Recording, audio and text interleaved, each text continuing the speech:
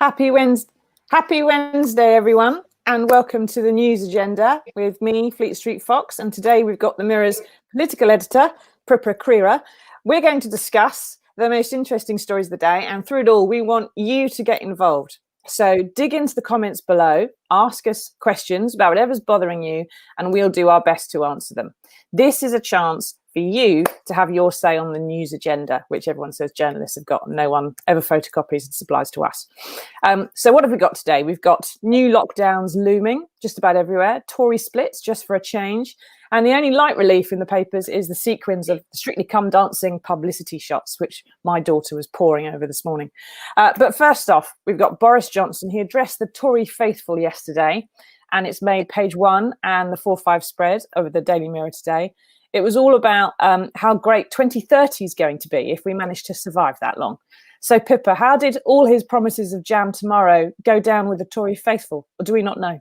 Well, it's very strange, isn't it? Because this is for the first time ever, because of coronavirus, there is a virtual Tory conference. So Boris Johnson was standing there addressing an empty room, and he, more than any other politician I know, responds well to have a room packed with people. The same thing happens at PMQs every week. He's used to his loyalists cheering and jeering if Keir Starmer or Labour are standing up, and really sort of geeing him up and contributing to the atmosphere. And at the same with party conferences, normally he has a huge crowd of he's the star turn at Tory conference. Even before he was Tory leader, he'd pack out the hall and have lots of people cheering, and he really sort of knows the buttons to press amongst the Tory faithful. He comes out with a kipper and waves it around, doesn't he? All of that stuff. But gets the old ladies up and excited.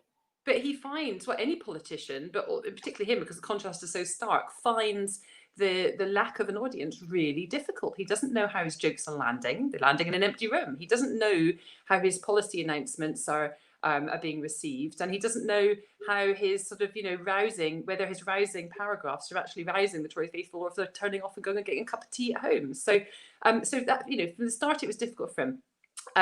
What I was really surprised by was how little detail there was, and I think even with the coronavirus crisis and the sort of the way it has completely upended politics and upended all his plans, we expected more detail for the future. And what he did instead was maybe littered the speech with 4 or 5 policy announcements, of which was very little detail. And afterwards, we had a briefing with Number 10, and normally you get all the detail in them, the sort of the boring stuff, if you like, the nuts, the bread and butter, the nuts and bolts that make the policy valid.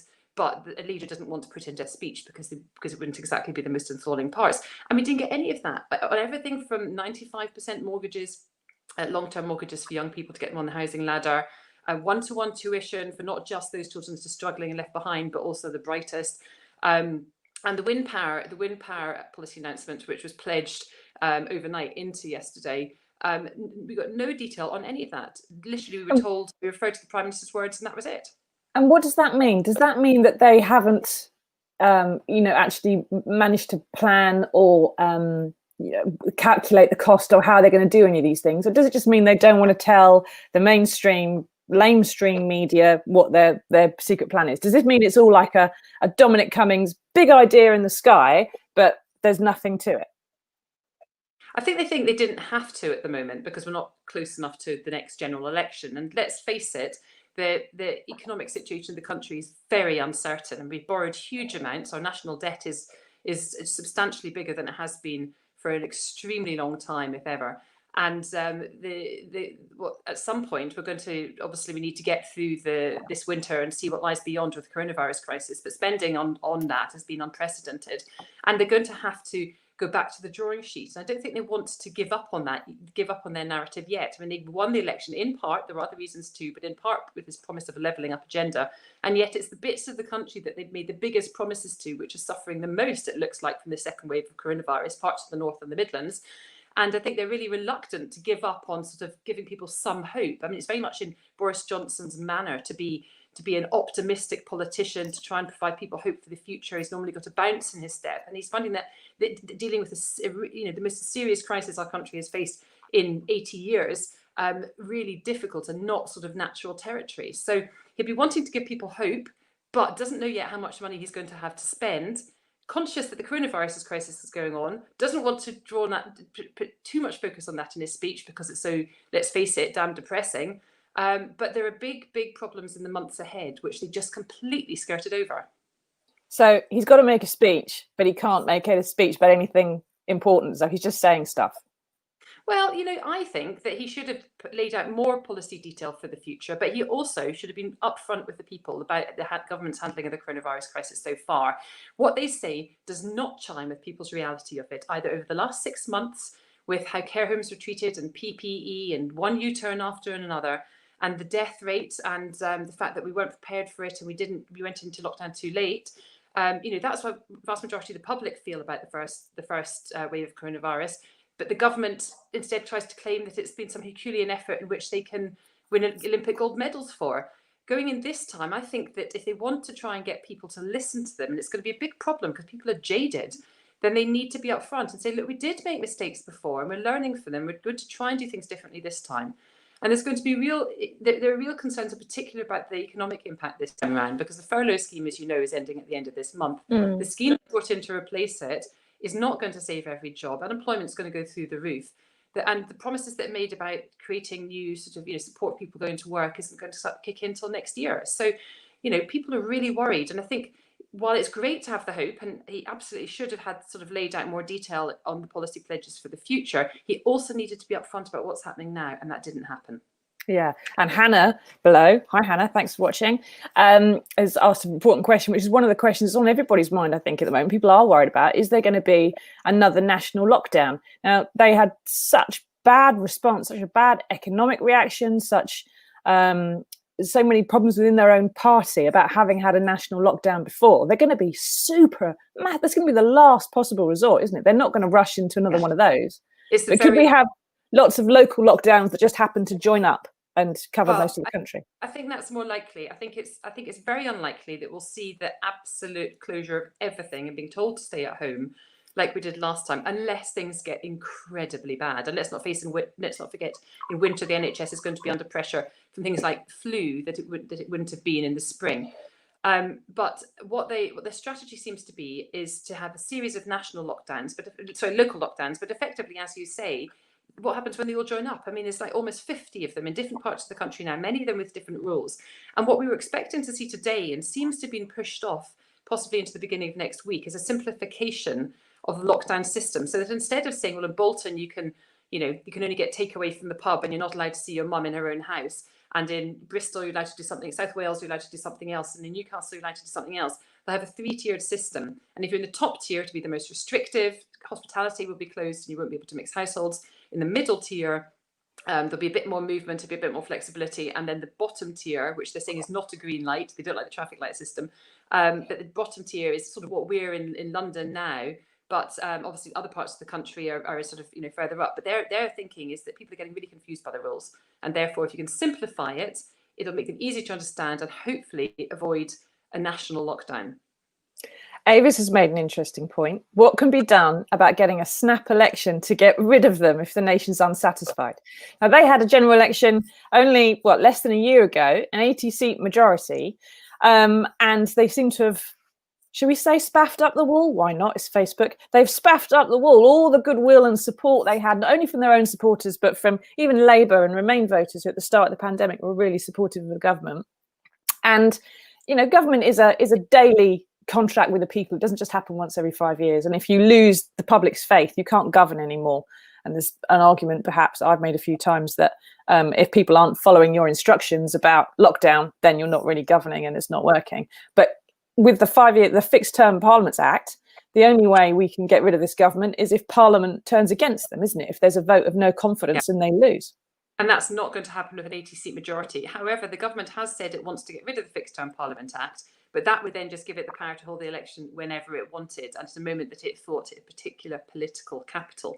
And it's worth saying that if you look at the polls, and I know that you shouldn't put too much focus and attention on them, it is the case that at the beginning of the crisis, like you say, people rallied behind the government, and that happens in national crises. People think they need to get on board and support the government, but that over time, the support for the Conservatives is falling. But Labour are only just neck and neck right now. And if you look specifically at the Labour voters, the Labour Brexit supporters that switched their vote to the Conservatives last time, support for Boris Johnson is holding up.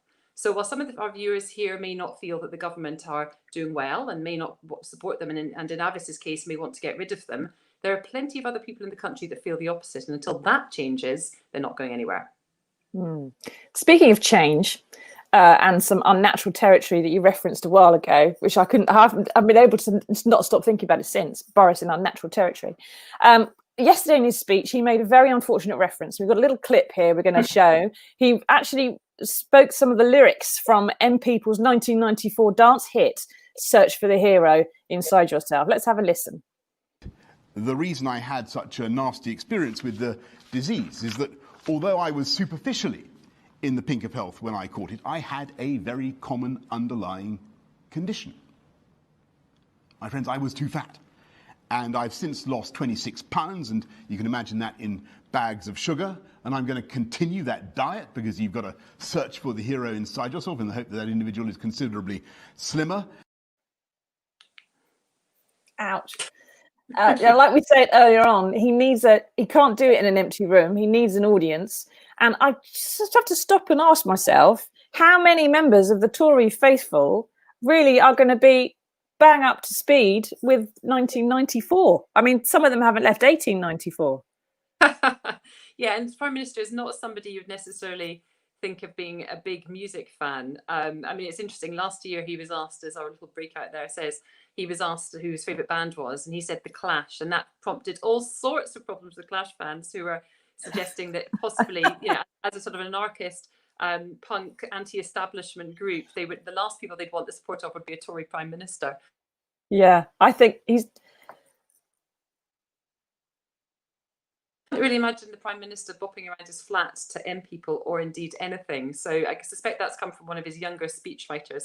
But not that young, not young enough. Still a bit sort of in the 40s. M People is my era. Even I think they're rubbish. Anyway, no offence, Heather Small, if you're watching. Now we need to get to our Mirror's environment editor, Nada Fahoud, who's done an amazing investigation today, finding the latest plastic menace basically littering beaches all over the country. These so-called disposable masks. Now, disposable is a misnomer, really, because they can't be disposed of that safely. They can't be recycled. They can't be reused. Nothing can happen to them but have them incinerated or go to landfill or something. So, just weeks before the pandemic hit, we're all doing this David Attenborough inspired crackdown on single-use plastic, whole country going, this is awful, think of the turtles. And here we are now chucking away these plastic coated masks and gloves and things that go into the sea, break down into microplastics, choke the turtles who think they're eating a jellyfish, all the rest of it. Pippa, is there anything at all the government can do about this, or is it up to us? I think it's a combination of the two. I mean, the RSPCA suggests that if you've got one of the disposable masks, you snip the ends of it, snip the loops that go around your ears off before you dispose of it so that wildlife doesn't get caught up in it. They also suggest that you don't put it in with your own recycling because it's considered health waste and therefore deemed to have contaminated all your other recycling. So that's it's not just the mask, it's that everything else can't get recycled either. So it just has to go in landfill waste.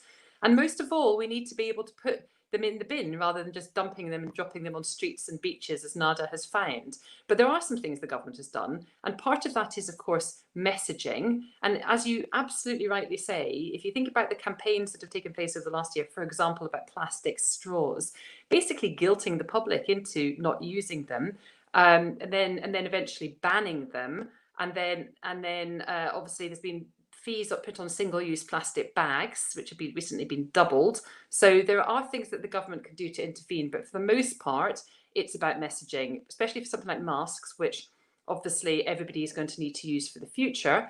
One other thing people could consider is, instead of getting the throwaway masks, using a reusable one that they can then wash. That's going to be better for the environment longer term. And I think if we don't get through this pandemic, God forbid, by next year, the government anyway are going to have some sort of longer term strategy in place for this, as it does for all other aspects of litter, because I think masks is going to be part of our life for a very long time to come. Yes, exactly. And as Melanie just said in the previous question, there should be perhaps some clinical waste bins, because there are lots of people who are having to use PPE regularly because they're dealing with shielded or vulnerable people.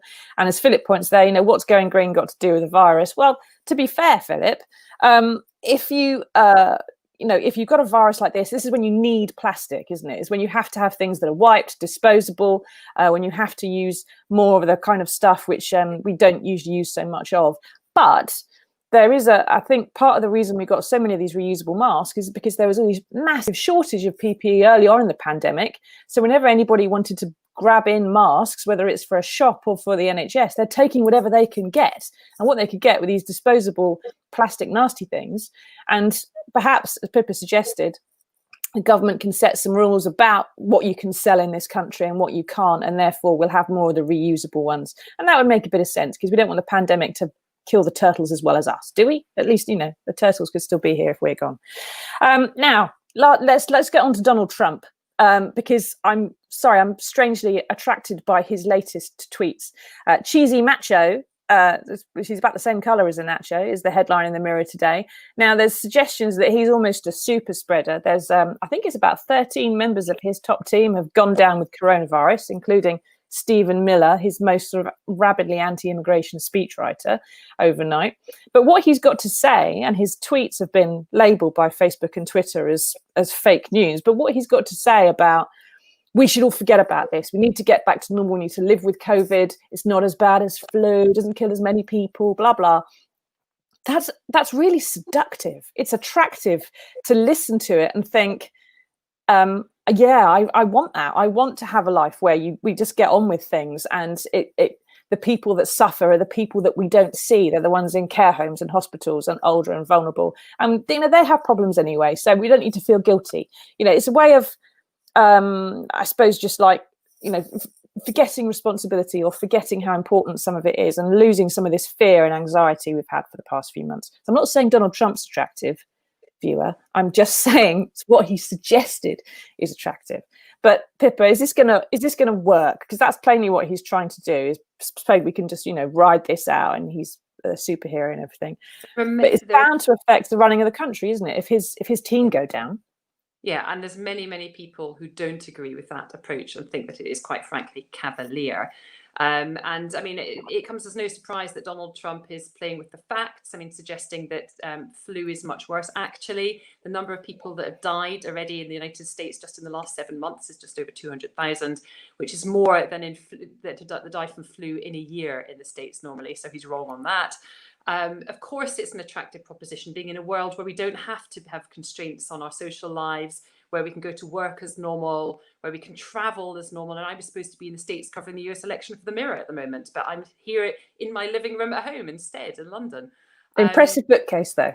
Well, and so I think that obviously everybody wants life to get back to normal. I mean, we see it in this country as well. The Prime Minister's speech yesterday talking about life getting back to normal, but the reality is it's not. And you can make a decision. You can make a decision where to ignore all the vulnerable in society, whether it's those in care homes or those with underlying health conditions, or those who, for whatever other reason, might be vulnerable to coronavirus, and everybody else is okay. Or you can say, actually, we need to be more sophisticated than that, and we need to be more caring than that, and we need to care for the vulnerable in society. And let's not forget, it's not just the old and the frail that get coronavirus and die. There are examples, of course, of younger people that have contracted it, and we all have friends that have. I've got friends that have been seriously ill in hospital with it in the spring, and I'm sure everybody has those stories. I also think every American will have those stories, even if they themselves haven't lost somebody. They will know somebody that's been badly affected, possibly has long COVID. And that sort of reckless, cavalier attitude, when it's quite obvious that Donald Trump has and his own White House have been irresponsible about wearing of masks and therefore why it's spread, I don't think will go down well with many people. However, it must be said that if you are a Trump supporter, you're probably going to be a Trump supporter regardless of where he wears a mask, regardless of whether his White House goes down with COVID, regardless of whether he pays his taxes, and regardless of whether, as he did yesterday, he stops a package of support for those areas which are badly affected by coronavirus. We're talking trillions of dollars of support over what looks like sort of, political game playing because we're so close to the election. I think that will cut through with the undecideds, if there are any undecideds yet. The party faithful, the loyalists, his grassroots, I suspect, will feel the same way he does about coronavirus, so it won't make any difference to them. Yeah. That's very interesting. Thanks, Pippa. Now, and we're going to move on to our final topic in a second, but just going to say before we do, if you've got any questions about anything we were talking about today or anything else in the news, just get them in the comments below and we'll try and answer them before the end. So now, finally, what does your egg say about you? there's been a survey by British Lion Eggs, funnily enough, who are promoting the eating of eggs by saying that they've worked out what kind of egg people like and what it says about them. So according to the research, if you like scrambled egg, you are more likely to be a go-getter. If you like poached, you tend to be generous. All these kind of things, different personality traits as a result of what egg you like. Pippa, what kind of? Oh, look, a dippy egg. This isn't just an egg. This is an M&S dippy egg.